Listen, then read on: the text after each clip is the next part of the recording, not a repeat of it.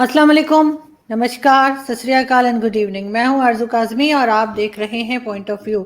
आज ही हमें भारत से ज्वाइन किया है सीनियर जर्नलिस्ट राजीव सचिन साहब ने। बहुत शुक्रिया sir, thank you so much कि आज आपने ज्वाइन जी किया। बहुत जी शुक्रिया, जी थैंक यू सर। जी नमस्कार जी जी जी। सर आपसे एक तो हम ये जानना चाहेंगे कि अभी American intelligence annual threat report आई है, असेसमेंट रिपोर्ट आई है, उसमें उन्होंने ये कहा है कि जो मोदी सरकार है, यानी जो प्राइम मिनिस्टर नरेंद्र मोदी की जो गवर्नमेंट है, वो पाकिस्तान के ऊपर फोर्स यूज कर सकती है, जो उससे पहले की किसी गवर्नमेंट के बारे में वो कहते हैं कि ऐसा नहीं सोचा गया। तो आपको क्या लग रहा है कि क्या इंडिया पाकिस्तान जो है वो आगे 4 साल 5 साल के बाद कोई इस तरह की आपको लग रहा है कि किसी किस्म की कोई वॉर में इन्वॉल्व हो सकते हैं दोनों? कोई जो आपकी गवर्नमेंट है वो कोई इस तरह का कुछ सोचती है कि कुछ कोई अटैक करना चाहिए या इस तरह की बात? क्योंकि बहुत बार टेररिस्ट के हवाले से पाकिस्तान पे एलिगेशंस लगाई गई और फिर एक सर्जिकल स्ट्राइक भी की गई थी। तो आपको लग रहा है कि ये जो अभी पीस प्रोसेस चल रहा है यही चलता रहेगा, आगे बढ़ पाएगा, या फिर कोई नई टेंशन इन दोनों कंट्रीज में होते हुए आप देख रहे हैं? देखिए, जो अमेरिकी खुफिया एजेंसी ने अपनी रिपोर्ट दी है, अपना आकलन दिया है, अपना एनालिसिस पेश किया है, तो उसमें एक खास बात है कि अगर पाकिस्तान ने कोई प्रोवोकेटिव स्टेप उठाया, कोई टेररिस्ट हमला हुआ, तो उसके जवाब में भारत, खासकर मोदी के नेतृत्व वाली सरकार, रिटेलिएट कर सकती है। तो ये जो बात है कि अगर ऐसा होता है तो वैसा हो सकता है, इसकी बात अमेरिकी इंटेलिजेंस रिपोर्ट कह रही है। तो देखिए, आप सर्जिकल स्ट्राइक देखें, इसके बाद एयर स्ट्राइक देखें, तो मोदी सरकार का अब तक का ट्रैक रिकॉर्ड ये बताता है कि यदि पाकिस्तान ने कोई उकसावे वाला काम किया है तो मोदी सरकार ने उसका जवाब भी दिया है। और आगे भी ये स्थिति बन सकती है कि बहुत सारा दारो मदार पाकिस्तान पर है कि वो पीस प्रोसेस पे चलता है, या फिर वो लौट के कुछ उस तरह की हरकतें जो कश्मीर में होती रही हैं या मुंबई का हुआ है, तो अगर उस रास्ते पाकिस्तान गया तो जाहिर सी बात है कि जो पीस है वो एक बार फिर से डिरेल हो जाएगा, इसमें कोई संदेह नहीं। बिल्कुल, लेकिन अब सर ये चीज़ तो पहले भी, ये एलिगेशंस हमेशा से ही लगती रही हैं और कहीं कहीं पे हमने ये भी देखा कि पाकिस्तान किसी साइड से कुछ कमज़ोर भी नज़र आया, और कहा गया हमारी तरफ से बहुत बार कि हम इसके ऊपर काम करने की कोशिश कर रहे हैं और ये नॉन स्टेट एक्टर्स हैं, और जो कुछ भी कहा गया अपना अपना आपको बचाने के लिए, डिफेंड करने के लिए पाकिस्तान ने वो कहा। और अभी रिसेंटली आप जानते ही हैं कि एफएटीएफ की ग्रे लिस्ट में भी पाकिस्तान का नाम है, और इस वजह से पाकिस्तान को हर हाल में इन लोगों को रोकना ही होगा। लेकिन इस तरह की रिपोर्ट के कोई अमेरिकन जो है वो एजेंसी इस तरह की रिपोर्ट निकाले, ये चीज हम पहली बार देख रहे हैं, या आपके ख्याल से ये पहले भी कभी इस तरह की रिपोर्ट निकली है, या ये फर्स्ट टाइम ये इंटेलिजेंस रिपोर्ट दी गई है पाकिस्तान के बारे में या नरेंद्र मोदी जी के बारे में कि वो कोई अटैक कर नहीं, सकते हैं? इस तरह की रिपोर्टें आती रही हैं पहले भी, लेकिन उन्ना भर के थ्रेट परसेप्शन एनालाइज करते हैं, उसके बारे में अपना आकलन पेश करते हैं। ये पहली बार है कि उन्होंने भारत और पाकिस्तान को भी शामिल किया है। उस रिपोर्ट में केवल भारत और पाकिस्तान का ही जिक्र नहीं है, उसमें ये बात की गई है कि चीन भारत समेत अपने और पड़ोसी देशों के लिए मुसीबत खड़ी करता रहेगा। और खुद अमेरिका ने ये माना है कि चीन जो है खुद अमेरिका के लिए एक बड़ा खतरा बन गया है। रूस के बारे में भी ये रिपोर्ट है, वेस्ट एशिया के बारे में भी एक रिपोर्ट है। तो ये रिपोर्ट पहले भी आती रही है, और खास बात ये है कि उसमें एफबीआई, सीआई, सारी खुफिया एजेंसियों का मिला जुला जो एनालिसिस होता है, उसको ये एजेंसी सामने रखती है। तो ये बात सही है कि पहली बार इसमें भारत और पाकिस्तान के बारे में ज्यादा तफसील से बताया गया है। लेकिन ये रिपोर्ट पहली बार नहीं आई, पहले भी आती रही है। बिल्कुल ठीक। और आई होप कि इसके ऊपर, क्योंकि अब रिपोर्ट आ गई है, तो पाकिस्तान और भारत जो है वो बहुत मिच्योर तरीके से इस चीज़ को हैंडल करेंगे। लेकिन सर, एज जैसे मैंने पहले बताया कि आप जर्नलिस्ट हैं, हर तरफ आपकी नज़र होगी यकीनन कि पाकिस्तान के ऊपर भी और भारत में भी जो कुछ हो रहा है।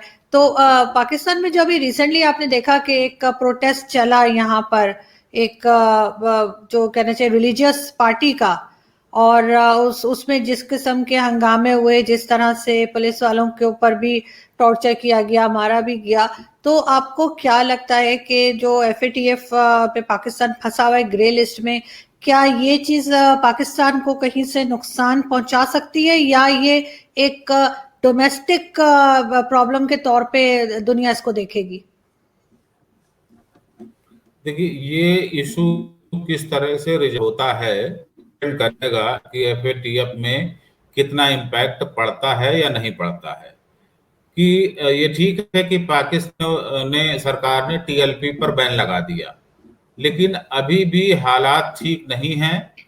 फ्रांस ने आज घोषणा की है कि फ्रांस जो भी नागरिक पाकिस्तान में रह रहे हों वो पाकिस्तान छोड़ दें। और अगर ऐसी नौबत आती है कि फ्रांस को अपने नागरिकों को हमला के लिए पाकिस्तान से बुलाना पड़ सकता है, या फ्रांसीसी कंपनियां या जो भी वहां फ्रांस की ओर से पाकिस्तान में जो कुछ भी चल रहा है वो सब रोकना पड़ता है, तो इसका इम्पैक्ट एफएटीएफ में पाकिस्तान के खिलाफ पड़ेगा। और फ्रांस के हितों को अगर चोट पहुंचती है पाकिस्तान की धरती पर, तो इसका असर यूरोपीय यूनियन तक जाएगा। और यूरोपीय यूनियन बड़ा और ताकतवर ब्लॉक है और एफएटीएफ में भी वो बहुत असरकारी है, तो इसके नतीजे पाकिस्तान के लिए अच्छे नहीं होंगे। ये दरअसल ये पाकिस्तान को सोचना होगा कि वो किस रास्ते पर जाना चाहता है। अभी आपने भारत के साथ पीस प्रोसेस की बात की, तो पीस प्रोसेस शुरू ही हुआ था कि पाकिस्तान एक ऐसा कदम लिया जिस पाकिस्तान के इरादों के प्रति कम से कम भारत में संदेह उभर आया।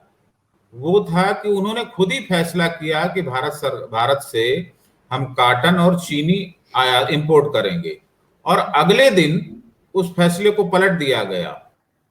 भारत में यही मैसेज आया, या भारत के लोगों ने यह समझा कि पाकिस्तान अभी पूरी तौर पर प्रोसेस को शुरू करने के लिए तैयार नहीं है, या पाकिस्तान में एक तबका ऐसा है जो ये नहीं चाहता कि जो दोस्ती की गाड़ी थोड़ी सी आगे बढ़ती दिखाई दी है वो आगे चले।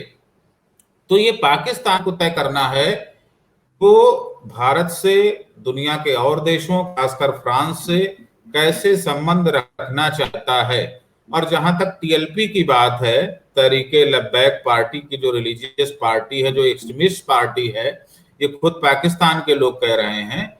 तो देखिए, शेर की सवारी तो की जा सकती है, लेकिन कई बार शेर की सवारी करने पर फिर शेर पर जो सवार होता है उसके लिए बहुत बड़ा खतरा भी पैदा हो जाता है। पाकिस्तान में अगर ऐसे संगठनों को, ऐसी तंजीमों को समर्थन मिलेगा, सहयोग मिलेगा, संरक्षण मिलेगा, तो वो पाकिस्तान के लिए मुसीबत खड़ी करेंगी। पहले भी करती रही हैं ऐसी तंजीमें, आगे भी खड़ी करेंगी। तो बड़े दुख की बात है कि पाकिस्तान बीच बीच में तो ऐसा जाहिर करता है कि वो अपनी गलतियों से सबक उसने सीखा है, लेकिन फिर कुछ ऐसा कर देता है जो लगता है कि वो अपनी गलतियों को सही तरीके से सीख नहीं पा रहा है। बिल्कुल सर, आप बिल्कुल ठीक कह रहे हैं। लेकिन ये कि जैसे पाकिस्तान और इंडिया दोनों जो है वो एक पीस प्रोसेस की तरफ बढ़ रहे हैं, और बात भी चल रही है। आपको पता है कि एलओसी पे भी सीज फायर की बात हुई है, और इस बीच में ही जो है वो पाकिस्तान में एक इस तरह की एक प्रोटेस्ट और फ्रांस के खिलाफ और फ्रेंच एम्बेसडर को निकालने के लिए शुरू होता है। आपको लगता है कहीं ना कहीं पाकिस्तान में कुछ ऐसे लोग मौजूद हैं जो चाहते हैं कि कुछ गड़बड़ मची रहे और कुछ ना कुछ ऐसा चलता रहे जिसके होते पीस प्रोसेस की बात इंडिया के साथ आगे ना बढ़ सके, क्योंकि अगर इस तरह की प्रॉब्लम्स कंट्री के अंदर होंगी जो आजकल हैं, और जैसे आपने भी बताया और सभी जानते हैं कि फ्रांस ने कहा है कि उनके जो सिटीजन्स पाकिस्तान में हैं उनको वो टेम्परेरी तौर पे उनसे कहा है कि वो कंट्री को छोड़ दें, कंपनीज भी बंद हो रही हैं, और ये चीज़ सिर्फ फ्रांस तक नहीं रुकेगी, उसके बाद जितनी भी यूरोपियन कंट्रीज हैं वो आगे से यही स्टेप लेंगी, जो कि बहुत ही गलत हो जाएगा पाकिस्तान के लिए। लेकिन ये चीज सर भारत के फेवर में भी नहीं जाएगी। अगर पाकिस्तान कमजोर होता है, बहुत ज्यादा कमजोर होता है, तो पड़ोसी के तौर पर एक नेबरिंग कंट्री के तौर पे आपको लगता है कि भारत को कोई फायदा होगा या भारत को नुकसान होगा? बहुत ज्यादा कमजोर नेबर होने के लिहाज से अगर पाकिस्तान के साथ ऐसा होता है, विश कि ऐसा ना हो, लेकिन आप इस सब चीज को किस तरह देखते हैं? देखिए, भारत बहुत पहले से कहता आ रहा है कि एक पड़ोसी नहीं बदल सकते हैं। दूसरी बात, पाकिस्तान एक मजबूत राष्ट्र बना रहे, देश बना रहे और तरक्की करे, भारत के हित में है। ये बात भारत के सभी नेता, बार अटल बिहारी वाजपेयी तो ये बात पाकिस्तान में जाकर कह आए। नरेंद्र मोदी जी ने भी ये बात तब कही थी, पहली बार प्रधानमंत्री बने थे और उन्होंने सारे पड़ोसी देशों के प्रधानमंत्री को बुलाया था। तो ये बात बार कही जा रही कि कल पाकिस्तान ही नहीं, जो और भी देश हैं वो खुशहाल बने रहें, इसमें भारत का हित है। लेकिन मसला ये है कि पाकिस्तान क्या चाहता है ये बहुत साफ साफ नहीं पता चलता। कई बार वो दोस्ती की बात करता है, कई बार वो भारत को अपना सबसे बड़ा दुश्मन मानने के लिए आता है।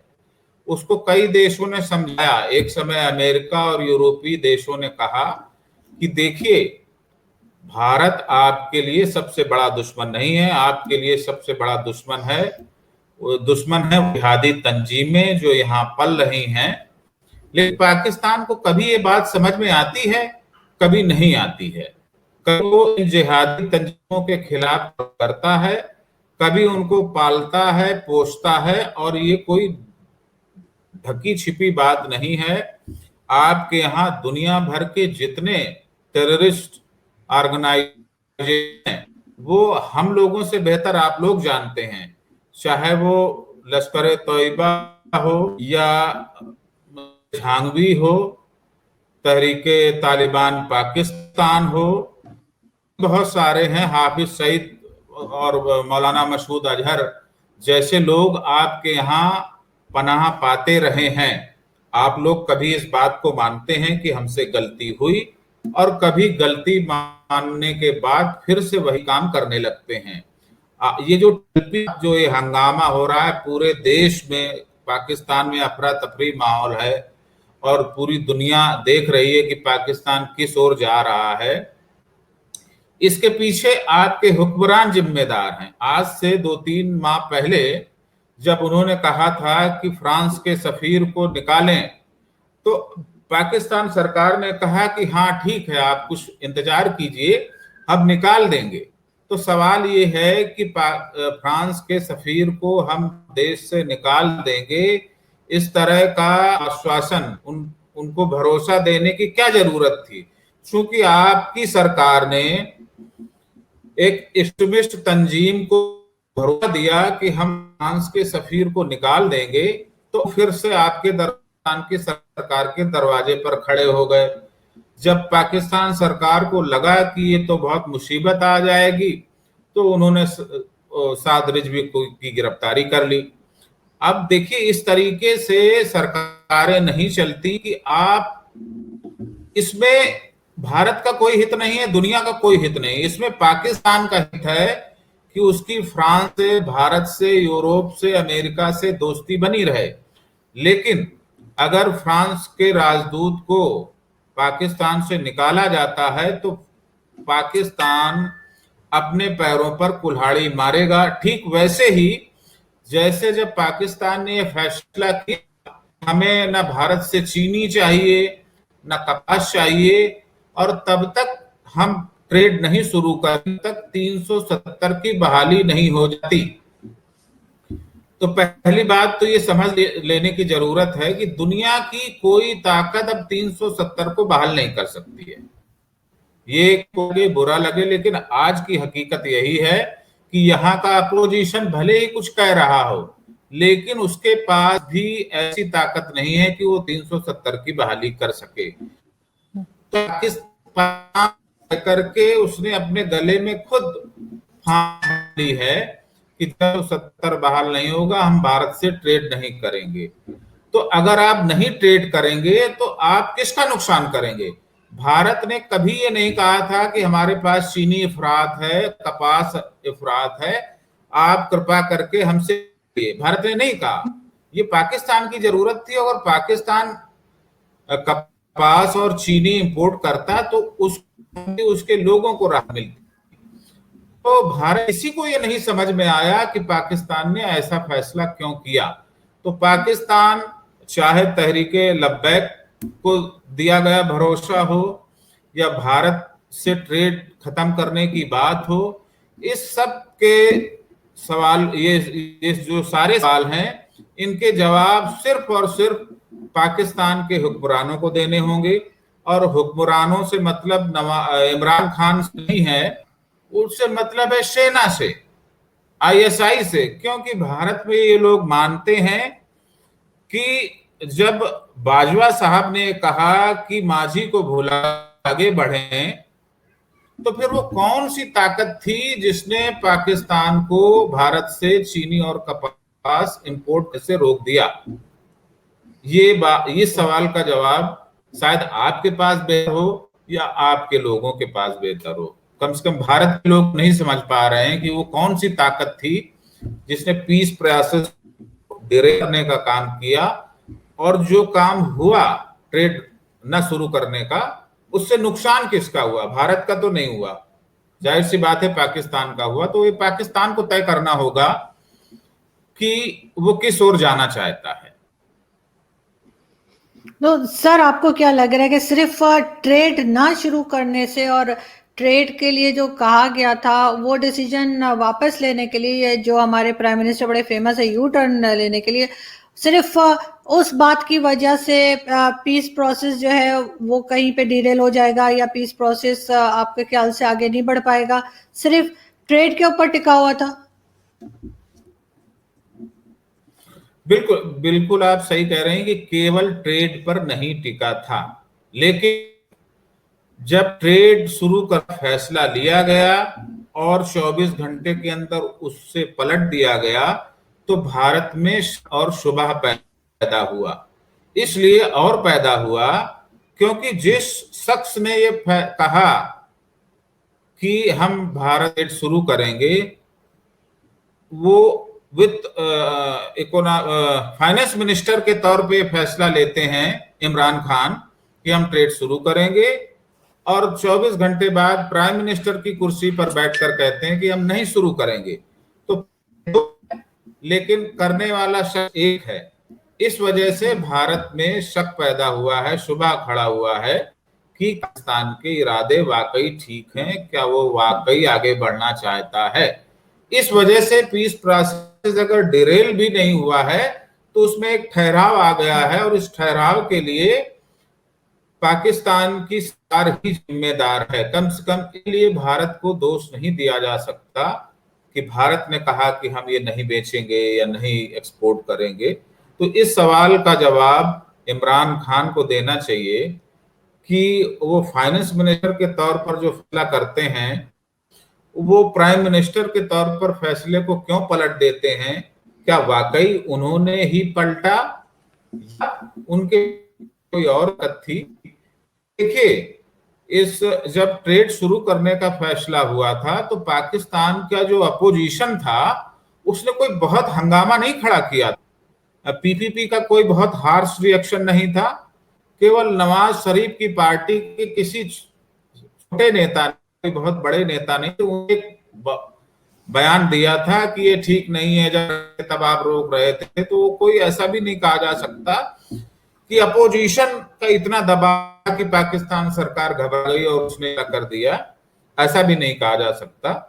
तो जो ट्रेड शुरू करने के बाद न शुरू करने का फैसला हुआ, उसने भारत के जो हुक्मरान हैं उनके दिमाग में कहीं ना कहीं पैदा किया है, और थोड़ा चेत गए। पाकिस्तान से अभी भी होशियार रहने की जरूरत है, क्योंकि लगता नहीं कि उसको उसका इरादा पीस प्रोसेस को आगे तेजी के साथ आगे बढ़ाने का है।